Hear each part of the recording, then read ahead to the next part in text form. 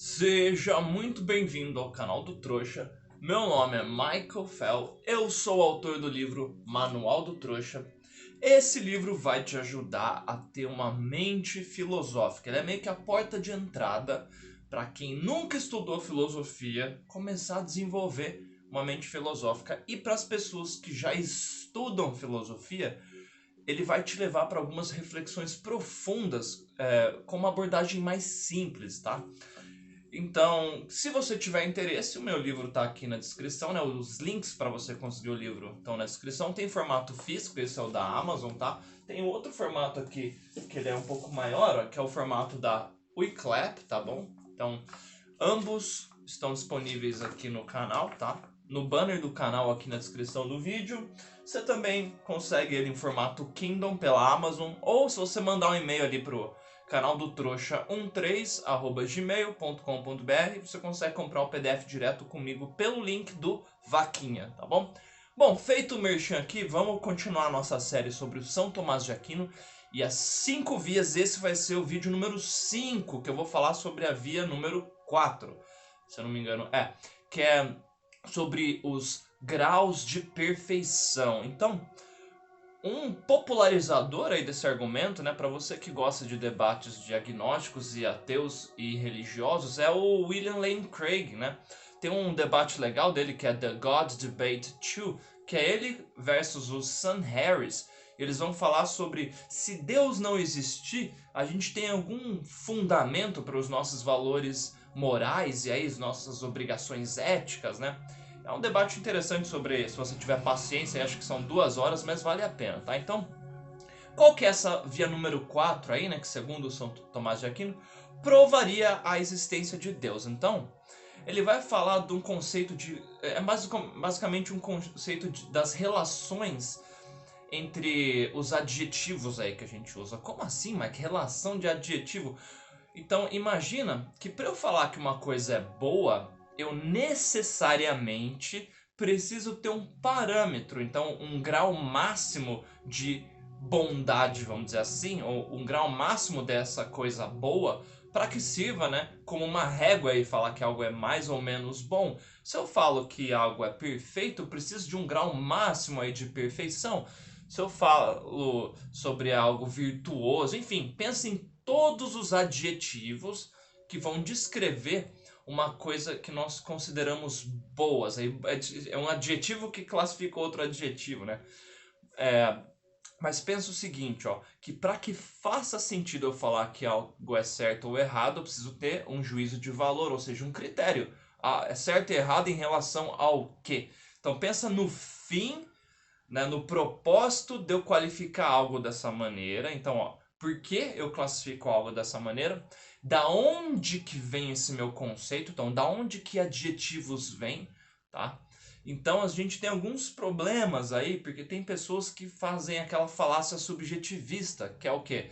Ah, tudo é relativo. Não, já que tudo é subjetivo, né? Tudo é uma interpretação do sujeito, então quer dizer que está tudo no sujeito. Então isso é um erro, porque nós temos o objeto, que é aquilo que é interpretado, e o sujeito, que é aquele que interpreta. Então, essa distinção de sujeito e objeto é fundamental para a gente confirmar que essa quarta via está certa ou descobrir que ela está errada, né? Então, como que a gente vai fazer? Primeiro, a gente vai ter que entender o seguinte, ó. O que é um adjetivo? Então, o que significa perfeito, bom? Da onde que vem, né? Então, a gente vai ter que estudar a essência, e eu vou fazer com você uma análise não simplista. Eu já respondi sem querer essa quarta via no meu vídeo Nem Deus é Perfeito, tá? Que eu vou falar só sobre o conceito de perfeição. Então, basicamente, ó, onde que está o problema aí com essa afirmação, né? Bom, no começo, na verdade, não tem um problema. Ela está correta no sentido de, para eu falar que algo é bom, preciso de um critério, né? E aí, Deus seria o grau máximo no qual a gente mede todos os nossos adjetivos. Eu vou colocar positivos aí no sentido de algo prazeroso, proveitoso, nobre. Pensa nos adjetivos que nós qualificamos coisas boas, tá?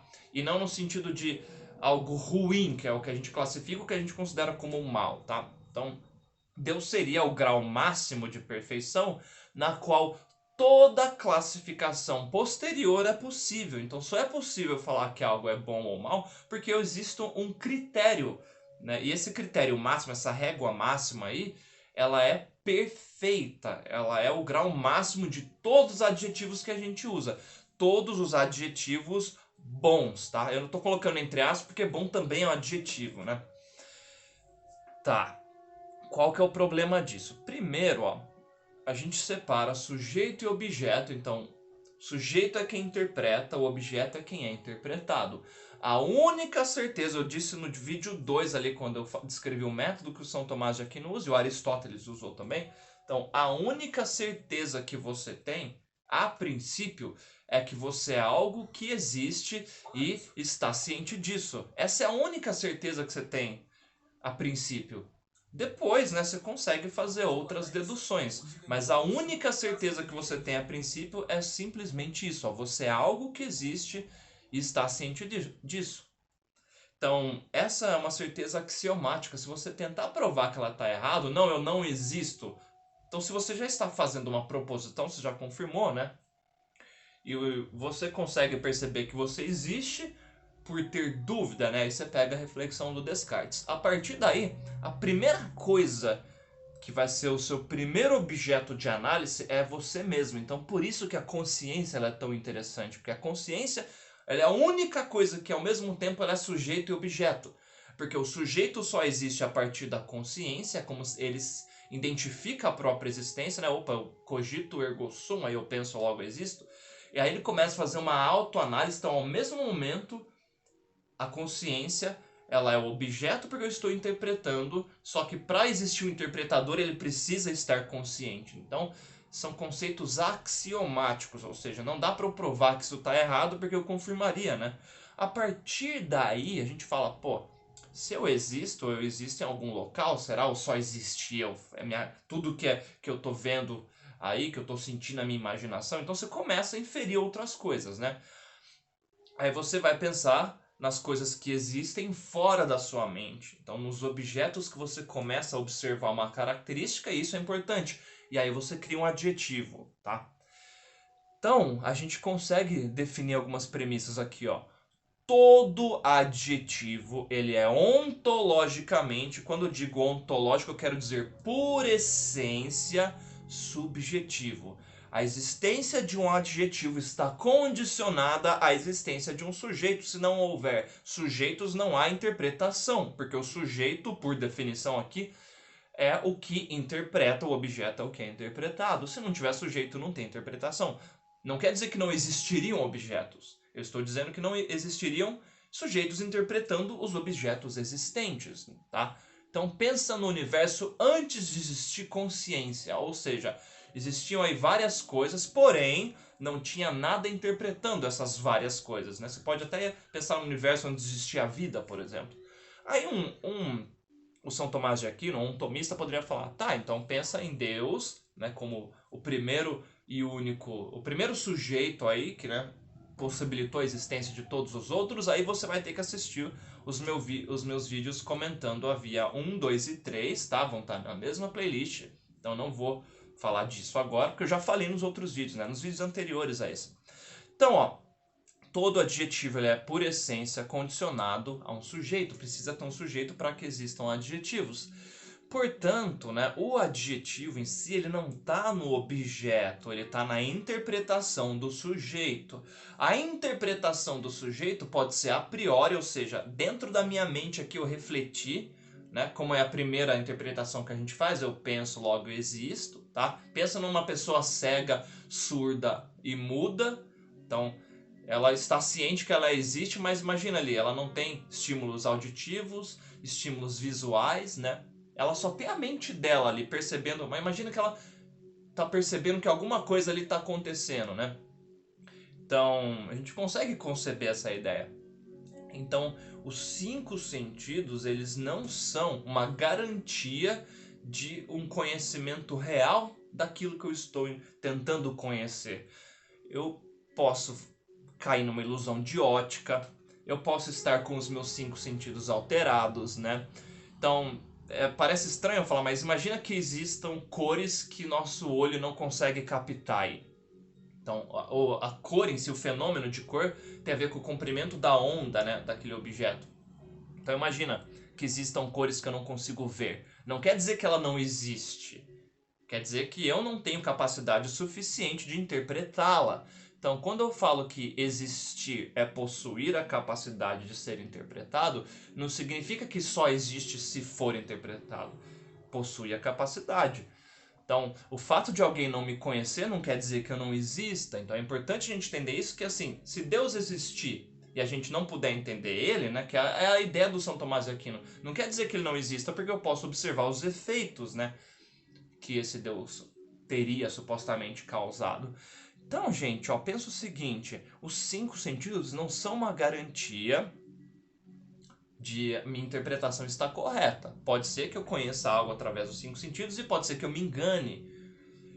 Então, eu vou definir o seguinte aqui, ó. Os adjetivos que a gente fala, como bom e mal, perfeito e imperfeito, eles estão condicionados aos 5 sentidos, então por si só não são uma garantia da existência de um ser divino. Você pode falar que o fato de eu observar algo e falar que se algo é bom, eu posso garantir que existe algo ali que eu interpretei dessa maneira, mas não necessariamente que essa interpretação está correta, tá? Aí vamos para o seguinte ponto agora. O que significa perfeição? Eu já falei disso no vídeo Nem Deus é Perfeito, novamente, eu vou só resumir alguma coisa aqui para você, ó. Perfeição é um conceito negativo. Então, não existe, né, a princípio, um grau máximo de perfeição na qual todas as outras coisas estão em referência. Por quê? Porque eu observo um fenômeno e aí o que seria a perfeição? É esse mesmo fenômeno sem alguma característica que eu considero ruim. Então vou dar um exemplo. Um dia perfeito pode ser para alguém um dia no qual a pessoa não teve problemas não resolvidos. Um dia no qual a pessoa não teve frustração, não sentiu dor, não sentiu triste. Aquilo foi um dia perfeito. Um dia perfeito pode ser um dia no qual a pessoa fez várias atividades na qual ela sente prazer.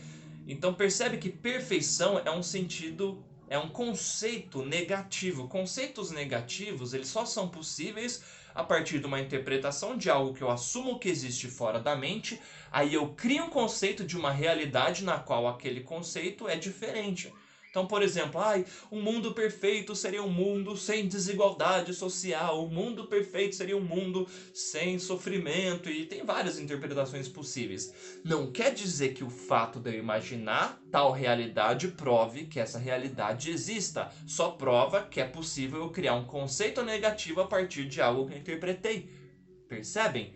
Portanto, não significa que eu imaginar um ser ou uma coisa perfeita que essa coisa exista. Apenas o conceito imaginado a partir de algo que eu interpretei na realidade existe. E existe dentro da mente.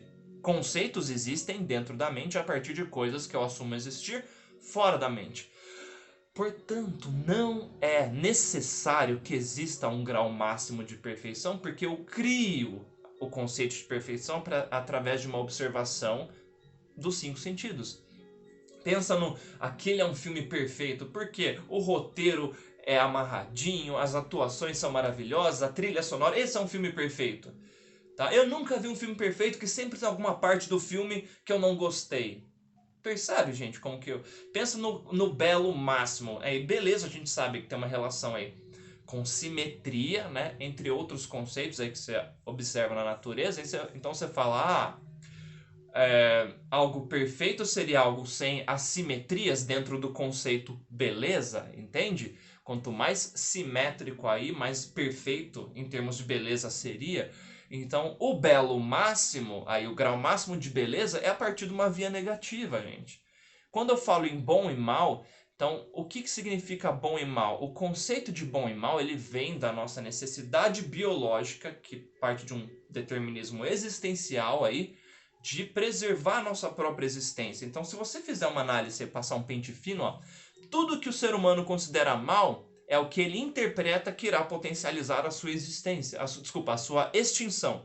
Então, inclusive os tabus iniciais que a gente tem aí, ó, é uma interpretação que aquilo irá potencializar a nossa extinção. A não ser que seja um sociopata que quer extinguir a humanidade, ele vai achar bom algo que faça com que a humanidade seja extinta.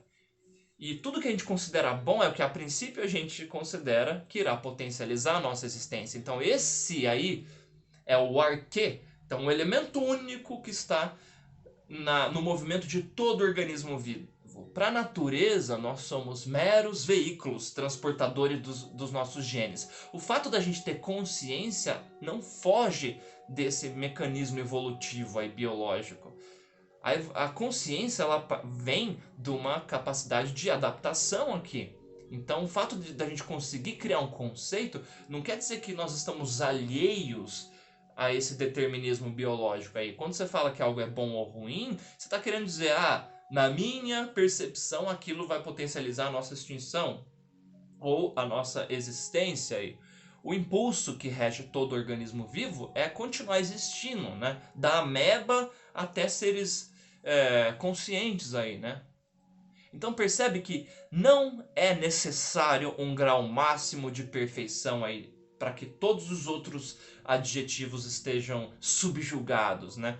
Não precisa disso porque os adjetivos são conceitos que existem, que são criados a partir de uma interpretação, que por definição ela é subjetiva, de algo que o sujeito observa ali.